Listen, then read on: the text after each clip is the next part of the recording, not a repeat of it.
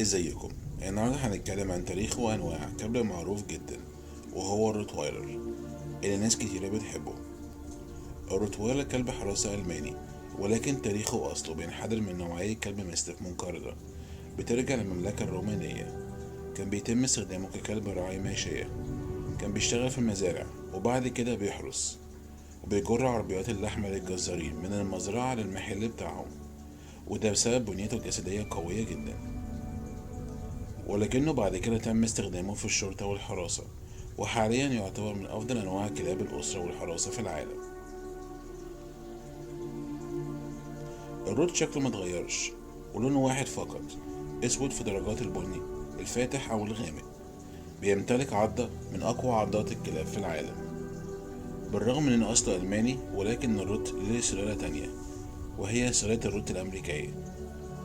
الروت الألماني بيكون ضخم، جمجمته عريضة، وشه قصير، بتكون ألوانه غامقة، طبعه بيكون أشرس، وبيكون غريزة الحراسة عنده أعلى، وطاقته مش بتكون عالية أوي، ولكن شخصيته قوية ومسيطرة ومحتاجة حد عنده خبرة في تربية الكلاب.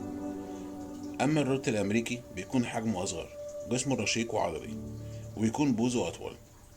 ألوانه بتكون فاتحة، وطبعه أهدى، وبيناسب الأسر أكتر. شكرا للمشاهدة. لو عجبكم الفيديو متنسوش تعملوا لايك، سبسكرايب. سلام.